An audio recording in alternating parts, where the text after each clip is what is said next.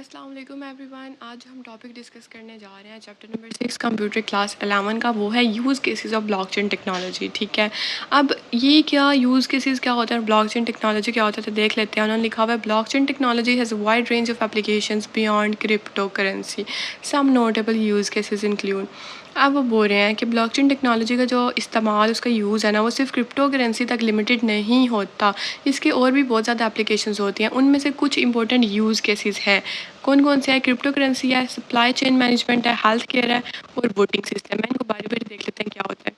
सबसे पहले हमारे पास क्रिप्टो करेंसीज। अब ये क्या होता है? Block chain is the underlying technology for crypto currencies like bitcoin and Ethereum. ये लफ्ज़ हाँ यही है, ठीक है। अच्छा, ब्लॉकचेन वो टेक्नोलॉजी है जो क्रिप्टो करेंसीज जैसे मतलब बिटकॉइन है या फिर एथेरियम है, ठीक है, तो इसके पीछे काम करती है। जो ब्लॉकचेन की टेक्नोलॉजी है ना वो, ठीक है।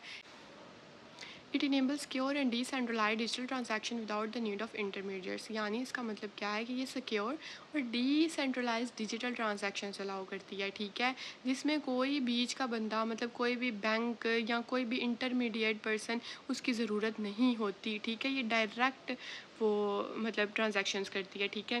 नेक्स्ट है हमारे पास सप्लाई चेन मैनेजमेंट। इसका मतलब क्या है कि blockchain can be use to track and verify the movement of goods through a supply chain.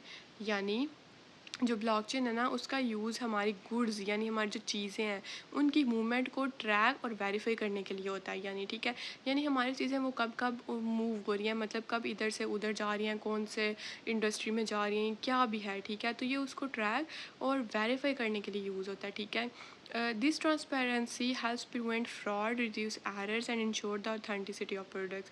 तो ये हमारे पास क्या करता है, ये ट्रांसपेरेंसी जो होती है ना, ये फ्रॉड को रोकने, उसकी वो गलतियाँ जो होती हैं उनको कम करने और प्रोडक्ट्स की ऑथेंटिसिटी यानी प्रोडक्ट्स की जो असलियत होती है उसको इंश्योर करने में मदद करती है, ठीक है। हेल्थ केयर में क्या होता है? In health care blockchain can securely store patient records, manage medical data and ensure that only authorized individual have access to sensitive information। इसमें ये होता है कि हेल्थ केयर सेक्टर में ना ब्लॉकचेन पेशेंट रिकॉर्ड्स को सिक्योरली स्टोर करता है, ठीक है। उसका जो मेडिकल डाटा है उसको भी मैनेज करता है और सिर्फ ये चीज़ इंश्योर करता है कि ऑथोराइज्ड बंदा, यानी अगर मेरी मेडिकल हिस्ट्री है तो वो सिर्फ मेरे फैमिली मेम्बर्स ही देख सकें, कोई भी उठ के आके ना देख सके, कोई भी अनऑथोराइज पर्सन ना देख सके। तो ये इंश्योर करता है कि सिर्फ ऑथोराइज लोगों को सेंसिटिव इन्फॉर्मेशन तक एक्सेस देने के लिए यूज़ होता है हमारे पास हेल्थ केयर में ब्लॉकचेन, ठीक है। नेक्स्ट है हमारे पास last one use case voting system. Blockchain can be used to create secure and transparent voting systems, ensuring that votes are accurately recorded and counting and reducing the risk of election fraud। इसका मतलब ये है कि blockchain की मदद से secure और transparent voting system बनाए जा सकते हैं। ये इंश्योर करते हैं कि वोट सही तरह रिकॉर्ड और काउंट हो और इलेक्शन फ्रॉड का चांस हमारे पास कम हो जाए, ठीक है। यानी अगर हम ये ऑनलाइन कर देंगे तो कोई भी इलेक्शन में फ्रॉड नहीं कर सकता, सारे रिजल्ट देख सकेंगे कि क्या आए हैं। तो ये था हमारा आज का लेक्चर। नहीं, इसी में हम ये नेक्स्ट पढ़ेंगे क्रिप्टो करेंसीज और स्मार्ट कॉन्ट्रैक्ट्स, ठीक है। अब ये क्या होते हैं? Crypto currencies and smart contracts have brought major changes to digital finance and decentralised applications. यानी जो क्रिप्टो करेंसीज और स्मार्ट कॉन्ट्रैक्ट्स हैं ना, उन्होंने मतलब डिजिटल फाइनेंस और डिसेंट्रलाइज एप्लीकेशन में ना बहुत बड़ा इनकलाब यानी बहुत बड़ा चेंज लेकर आए हैं। अब वो क्या क्या लेके आए हैं वो भी देख लेते हैं। अच्छा नहीं, ये आगे है crypto currencies are digital currencies that work without traditional banks.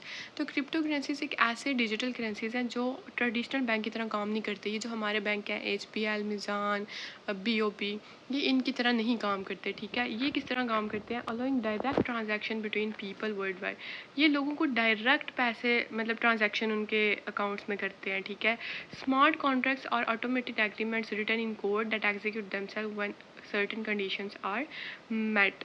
अब इसका क्या मतलब है कि अच्छा नहीं, क्रिप्टो करेंसीज मैंने आपको जैसे बताया ना कि जो डिजिटल करेंसीज होती हैं ना, वो मतलब क्रिप्टो करेंसीज एक ऐसी डिजिटल करेंसीज होती हैं जो ट्रेडिशनल बैंक के बगैर काम करती हैं, ठीक है। तो ये लोगों को डायरेक्ट ट्रांजैक्शन करने की फैसिलिटी देती हैं दुनिया के किसी भी कोने से। तो अब ये जो है हमारे पास, इसका क्या मतलब है? जो स्मार्ट कॉन्ट्रैक्ट होते हैं ना, वो एक ऐसे एग्रीमेंट, एक ऐसे ऑटोमेटेड कॉन्ट्रैक्ट होते हैं जो कोड की फॉर्म में रिटर्न किए जाते हैं, ठीक है।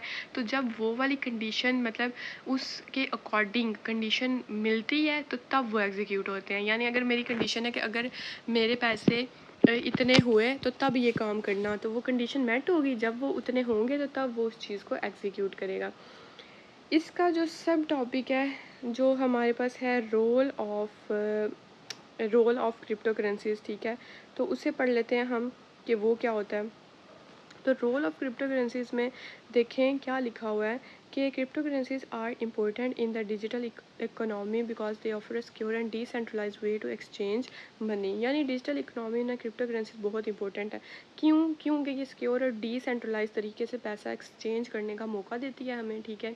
Unlike traditional money issued by banks, crypto currencies use blockchain technology to keep transaction safe and transparent. वो बोल रहा है कि ये ट्रेडिशनल बैंक की तरह नहीं है। ट्रेडिशनल पैसा जो बैंक्स इशू करते हैं ना, उसकी बरअक्स ये जो होता है ना, क्रिप्टो करेंसीज ब्लॉकचेन टेक्नोलॉजी का यूज़ करती है, ठीक है, ताकि ट्रांजैक्शन सेफ भी रहें और ट्रांसपेरेंट भी रहें। नेक्स्ट है हमारे पास, this technology ensure that transactions are recorded in a way that can not be change without needing middleman. इसका मतलब है कि ब्लॉकचेन ये इंश्योर करती है कि एक दफ़ा ट्रांजैक्शन रिकॉर्ड हो जाए तो उसे चेंज नहीं किया जा सकता, और इसमें किसी मिडल मैन यानी बीच वाले आदमी की ज़रूरत नहीं है। क्रिप्टो अच्छा नहीं हो गया। नेक्स्ट है हमारे पास क्या है, स्मार्ट कॉन्ट्रैक्ट्स के स्मार्ट कॉन्ट्रैक्ट क्या होते हैं। तो smart contract are digital agreements that automatically carry out the terms written into them when specific conditions are met. यानी स्मार्ट कंट्रोल डिजिटल एग्रीमेंट्स ऐसे डिजिटल कॉन्ट्रैक्ट होते हैं जो अपने आप टर्म्स को एग्जीक्यूट करते हैं जब उसकी कंडीशंस पूरी होती हैं, ठीक है। These contracts run on blockchain, इधर हूँ, technology removing the need for intermediate and reducing the risk of errors and fraud.